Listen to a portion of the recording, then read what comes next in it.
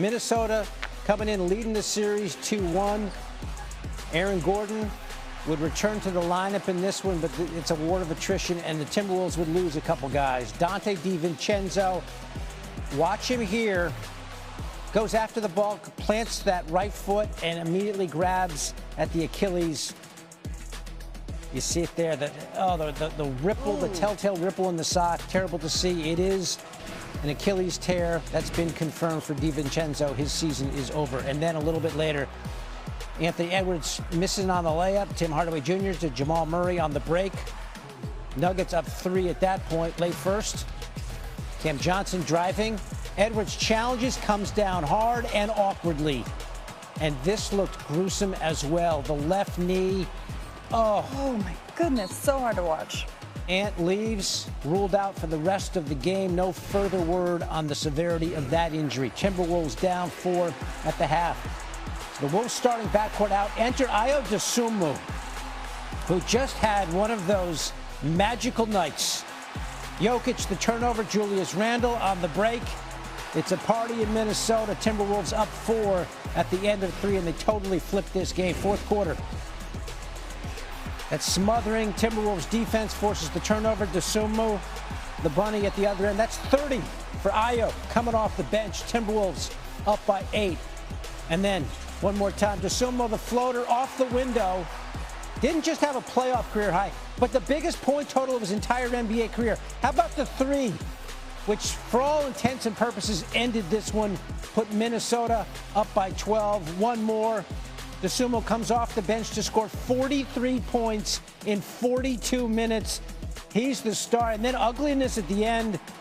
The Nuggets have basically stopped playing. Jaden McDaniels breaks an unwritten rule and cashes in at the other end. And Jokic is furious, comes right down and shoves him. Those two square off. And then guys coming off that Nuggets bench. You heard it on the telecast. The NBA, the league's going to have to adjudicate this, see if suspensions are in order. Timberwolves win game 4, 3-1 to take the series lead there as the series now swings back to Denver.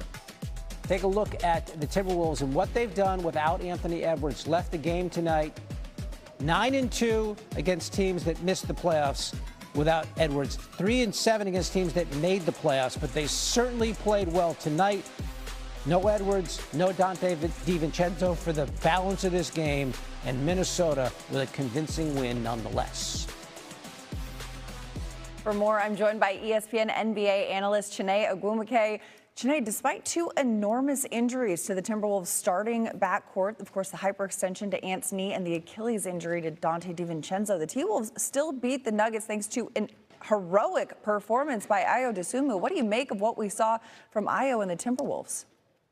So just as the game was winding down, I was like, oh, it's over. And then, no, we had the little bit of a scuffle at the end. Are you not entertained? This is playoff basketball at the highest level. And the last thing that we want are injuries and suspensions affecting the talent on the floor.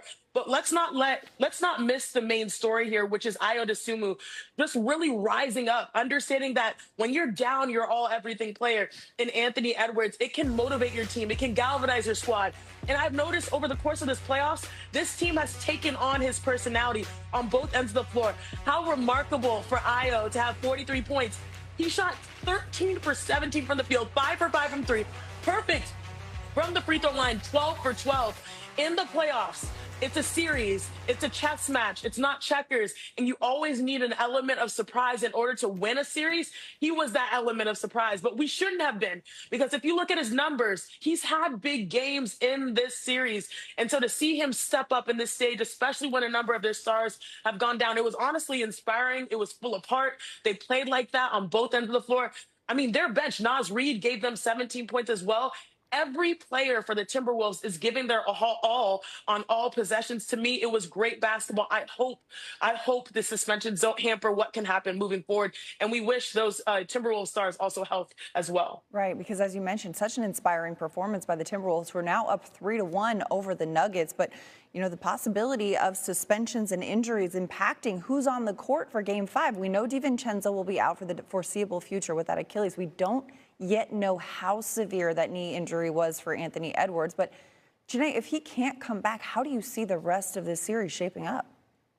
I'm not going to doubt the T-Wolves, not at this point, especially with the edge, the margin. They have a bigger margin for error based off of the head start that they've created just by playing hard and playing together. Now, if they advance in this series, it's going to be much more difficult if Anthony Edwards has to miss extended amount of time, because what's lurking on the other side, likely the San Antonio Spurs, and hopefully Victor Wembanyama when he gets back from concussion protocol. And then you look at the bigger scheme of the West. Oklahoma City Thunder, they're dealing without J-Dub, and what happened? Oh, Shea just casually having 40-plus, picking up the slack. The West is stacked, and they will need their top dogs, literally the Timberwolves, on the floor to be able to compete. But right now, this is a great day for them to be able to get a win in very difficult circumstances. Absolutely. As we look ahead to Game 5 Monday in Denver, we'll keep up with the latest of who is available, who is suspended, who is hurt. Chiney Ogwumike, thanks for being available for us tonight. New on SportsCenter, here's Timberwolves head coach Chris Finch. Chris, you guys lose two guys to big injuries. Just what did you see from your group collectively to dig deep and pull this one out? Might be the most proud of our team all season, just fighting through everything we did. We knew that they were going to come out with a super spirited and sharp effort, which they certainly looked good in the first. And, losing those two guys was really tough emotionally for the guys. Regrouped well. I thought the key was just hanging in there until we get to halftime, kind of reset things, figure out what we have and who we have going forward. We just, we're able to find our offensive rhythm. I mean, Ayo was just out of this world, man, and just play after play after play. And we really had a team effort. I mean, everybody chipped in, whether Mike, played whatever he played, 20 minutes, even Kyle's minutes. TJ hits a three. And that's what you need, man. I'm just really proud of these guys. Can't say it enough, man. What are you learning about Ayo just as a competitor, as just a will-to-win guy that, delivers the way that he was able he's a to gamer. I mean, he's really a gamer. Like, he just has met the moment since he's gotten here. The beginning of the series, you could see him trying to feel his way through it. Obviously Game 3, his aggressiveness came out, and he just kept with it. And goes places quick. Unbelievable finisher, makes big shots, not afraid. So just was going to ride him until, he collapsed, really. So, Chris, you said kind of get to halftime and regroup. What was it like at halftime, and kind of what was the collective mood throughout the second half as you saw? Yeah, I think the mood was, obviously a little somber, just with with the guys being out, but the film was good, super pointed. We needed to know what we needed to get back to doing, and they were playing really well. They came out here sharp. They made a couple good adjustments, and we had to adjust to that. So, all credit to ET and Pablo and those guys for really kind of sorting out the game plan as we went through it. What do you know on Edwards? All right, let's move on to Knicks-Hawks earlier today in Atlanta. Knicks down 2-1 in the series. They needed something, and they would get it from all of their guys. Karl Anthony Towns drives, finds Jalen Brunson over there in the corner. Knicks with the early lead. Hawks come right back. They swing it around. Nickeil Alexander-Walker, other corner, Hawks up 14-13. Then Brunson going to take Alexander-Walker up and over. Nifty. Knicks up 7 after 1. Quarter 2 now. Cat gets it outside, puts it on the floor. Oh, he held on to that pivot foot, I think. Sort of. Tough bucket there. And then OG Anunoby really had a nice game. Step back three, splash. Knicks up 14 at the half. Been playing some tight games and losing against Atlanta, but not on this day. Although trouble here, Brunson gets caught in the double team and rolls his ankle. You see it again right there, that right foot, rolled it on Josh Hart's foot.